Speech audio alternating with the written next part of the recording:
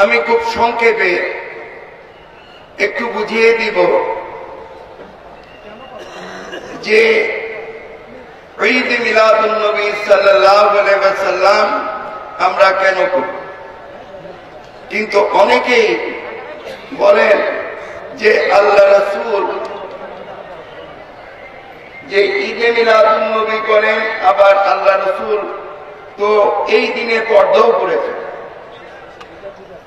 পৃথিবীর পর্দা করেছেন না, দোনোটাই তো একই দিনে। কিন্তু ওনারা বলতে চায় যে আল্লাহ রাসূল মরে গেছে, বলেন নাউযুবিল্লাহ।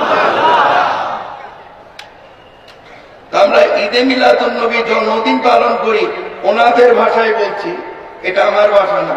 আর যদি ওনাদের ভাষায় বলছি, আল্লাহ আমাকে ক্ষমা করুন। আল্লাহর কাছে, হুজুরের কুনুরের কাছে ক্ষমা চেয়ে নিচ্ছি, উনি মরে গেছেন। বলে কি বলে না? উচ্চস্বরে বলেন। বাইরে যারা আছে তারা বলে, বলে কি বলে না? বলে। তাহলে লক্ষ্য করে দেখেন, আগে আমাদের বুঝতে হবে যে মৃত্যু, আমি একটু বুঝিয়ে দিচ্ছি কোরআন শরীফ দিয়ে আপনাদের। আপনারা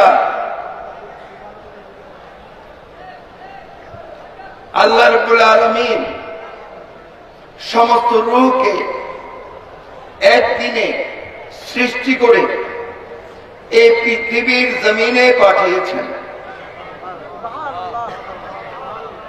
আলমে আরোহার দেশে রেখেছিলেন, একদিনে পাঠান নাই। কত বুঝতে পেরেছেন?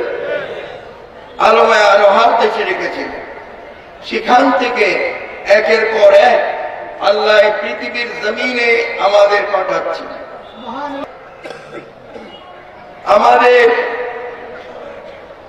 যেটা আমি বলছিলাম, মানুষ পৃথিবী থেকে যখন বিদায় নেয় তখন আমরা কি বলি করেন তো সবাই? অনেকেই মনে করেন যে এটা পড়লে মানুষের রুহের উপর ছোঁয়া পৌঁছায়, কি বলে? অনেকেই মনে করে। কিন্তু আমি একটু বুঝিয়ে দিচ্ছি, এটি কোরআন শরীফের একটি আয়াত। আল্লাহ কোরআন শরীফে বলেছেন, বিসমিল্লাহির রহমানির রহিম, ইন্না লিল্লাহি ওয়া ইন্না ইলাইহি রাজিউন। আল্লাহ বলেছেন, নিশ্চয় আমরা আল্লাহর কাছ থেকে এসেছি, আবার আল্লাহর কাছে আমাদের ফিরে যেতে হবে, প্রত্যাবর্তন করতে হবে। আপনারা দেখবেন, যেখানে মানুষ পৃথিবী থেকে বিদায় নেন, আপনারা যান না? সংবাদ পেলে যান না? সব মানুষের কাছে তো যেতে পারবেন না। নিকটতম আত্মীয় স্বজন বা প্রতিবেশী বা কোথাও জানাজার নামাজ হচ্ছে যে ছবি, কি বলে জানতো? দেখতে জানতো? জান। তাহলে লক্ষ্য করে দেখেন, এই যে জুমার নামাজ, এই যে আমরা মৃত ব্যক্তিকে দেখতে যাই, কি বলে? যায় কি যায় না? যায়। তখন লক্ষ্য করে দেখেন, একটু আগে এই যে বিছনা বিছানো হচ্ছে, নামাজের বিছনাটা বিছিয়ে দেওয়া হচ্ছে, এটা কোনো সমস্যা নেই। এদিকে লক্ষ্য করবেন আপনারা।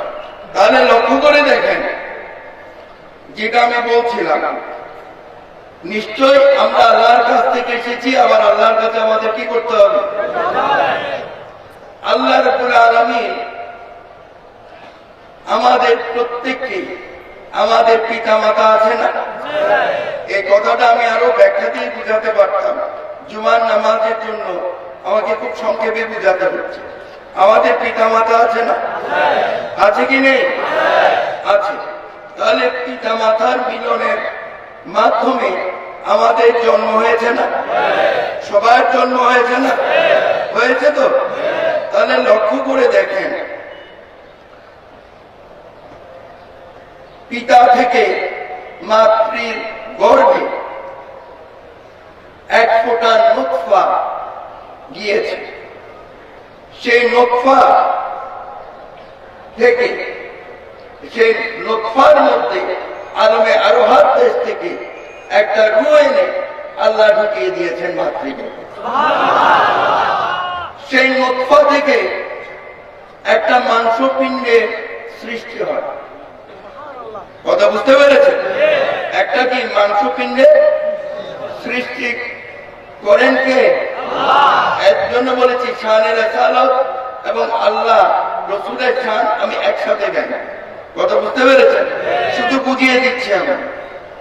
তাহলে লক্ষ্য করে দেখেন, এটা আরো বিস্তারিত বোঝানোর ইচ্ছে ছিল, আমি বুঝিয়ে দিচ্ছি আপনাদের। তাহলে সেখান থেকে সে মাংসপিণ্ড থেকে আল্লাহ রাব্বুল আলামিন মাতৃগর্ভে আমাদের মানব আকৃতি দান করেছেন। কথা বুঝতে পেরেছেন? মানব আকৃতি দান করেছেন। সেই মানব আকৃতি থেকে সময় মতে মাতৃগর্ভ থেকে আল্লাহ পৃথিবীতে আমাদের এনেছেন। কথা বুঝতে পেরেছেন? এখন লক্ষ্য করে দেখেন, সবাই লক্ষ্য করে দেখেন, মনোযোগ সহকারে শুনুন। তাহলে লক্ষ্য করে দেখেন, মানব আকৃতি দান করেছেন এবং আল্লাহ আমাদের দুনিয়ায় পাঠিয়েছেন। আবার আল্লাহর ইচ্ছাতে ধীরে ধীরে আমরা সবাই বড় হয়েছি না? যার যে বড় বয়স হয়েছে বড় হয়েছে না? ইচ্ছাটা কার? আল্লাহ। আল্লাহ আমাদের জ্ঞান দিয়েছেন, বিবেক দিয়েছেন, বুদ্ধি দিয়েছেন, দিয়েছেন না? কোরআন দিয়েছেন। নবী মুহাম্মদ রাসূলুল্লাহ সাল্লাল্লাহু আলাইহি ওয়াসাল্লামের মতো একজন শ্রেষ্ঠ রাসূল, একজন শ্রেষ্ঠ নবী আমাদের দান করেছেন। কোরআন দিয়েছেন, সুন্নাহ দিয়েছেন। তার মাধ্যমে আল্লাহ কোরআন সুন্নাহ ভিত্তিক জীবন ব্যবস্থা এলেন আল্লাহ রাব্বুল আলামিন আমাদের দান করেছেন। এখানে আমরা কেন বসেছি, কেন একত্রিত হয়েছি? আমি বলছি, আমার আগে যারাই বলেছে, আমরা প্রত্যেকেই আল্লাহ রাসূলের বাইরে কোনো কথা বলেছি? যারা শুনছেন, যারা বলছেন, আমরা প্রত্যেকেই আল্লাহর উপাসনা করার জন্য বসেছি। আল্লাহর উপাসনা করার জন্য একত্রিত হয়েছি। কারণ আমরা জানি সমস্ত উপাসনার মালিক হচ্ছেন আল্লাহ, সেজদার মালিক হচ্ছেন আল্লাহ, কুল্লু মখলুকাতের মালিক হচ্ছেন কে? উচ্চ স্বরে সবাই বলেন আল্লাহ। তাহলে লক্ষ্য করে দেখেন, একজন মানুষ যখন পৃথিবী থেকে বিদায় নেয় তখন আমরা কি পড়ি? বলেছিলাম না একটু আগে? বলেছিলাম তো। এখন সম্মানিত আলেম সাহেবরা যখন ওই মাইয়তের জানাতে যান, জানাজা পড়াতে যান, একটা আয়াতে কারিমা ওনারা বলেন, বিসমিল্লাহির রহমানির রহিম,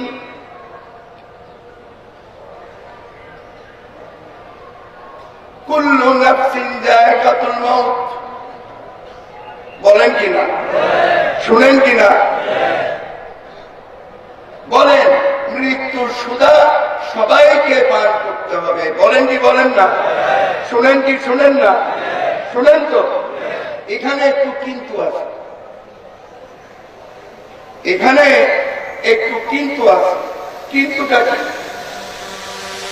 আল্লাহ লক্ষ্য করে দেখবেন, অনেক আলেম আছেন, সম্মানিত আলেম সাহেবরা আছেন, সম্মানিত গুণীজন ব্যক্তিবৃন্দ এখানে আছেন। ওনারা সবসময় বলেন কি,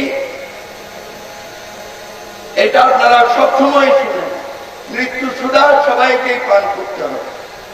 এখানে একটু কিন্তু আছে বলেছে না? লক্ষ্য করে দেখেন, আল্লাহ বলেছেন কুল্লু নাফসিন যায়কাতুল মাউত। এখানে নফস শব্দের অর্থ হচ্ছে দেহ। নফস শব্দের অর্থ হচ্ছে দেহ। আল্লাহ বলেছেন সমস্ত দেহের মরণ আছে। আমরা যে শরীর, যে রূপ ধারণ করে আছি, এটা হচ্ছে মানব দেহ, এটা হচ্ছে খাঁচা। আমি, আপনি, আমরা দেখবেন ঘুমোলে আমরা স্বপ্ন দেখি না? দেখি কি দেখি না? আপনাদেরকে স্বপ্নের মধ্যে দেখেন কি দেখেন না? জীবিত মৃত অনেক লোকের সাথে দেখা হয় কি হয় না?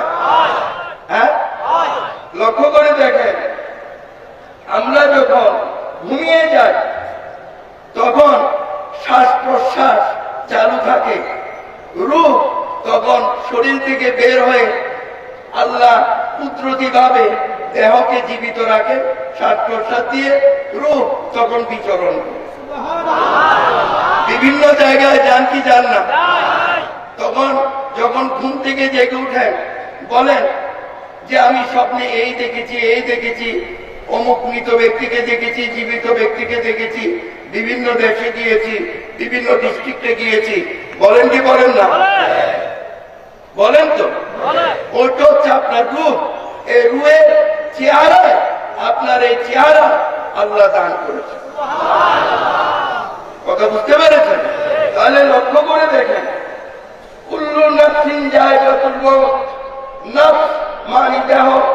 আল্লাহ কুরআনে বলেছেন মৃত্যু শুদ্ধ আছে, মৃত্যু মানে বিলীন হয়ে যাওয়া না, শেষ হয়ে যাওয়া। শেষ হবে কোনটা? বিলীন হবে কোনটা? মরণ হবে কার? দেহে। কথা বুঝতে পেরেছেন? মৃত্যু হবে কার? দেহে, শরীরে। যেটা মাতৃগর্ভে আল্লাহ মাংসপিণ্ড থেকে এই মানব আকৃতি দিয়ে রূহটা ঢুকিয়ে দিয়েছে। এবার বুঝতে পেরেছেন?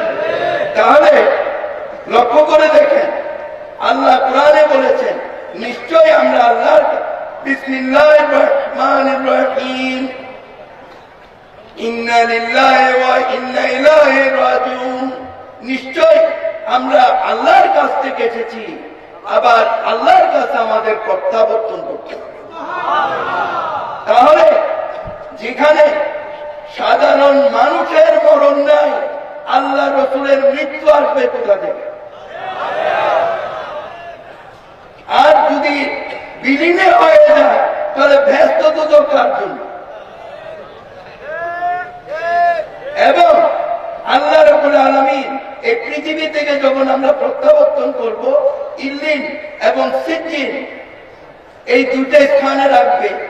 যেটা নেকি আত্মা সেটাকে, পবিত্র আত্মা সেটাকে আলাদা করে রাখবে, যেটা পাপী আত্মা সেটাকে আলাদা করে রাখবে।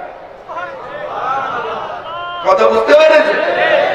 তাহলে লক্ষ্য করে রাখতে দেখেন, তাহলে যেখানে সাধারণ মানুষের মৃত্যু নেই সেখানে আল্লাহ রসুলের মৃত্যু আছে? উচ্চ জোরে বলেন আছে?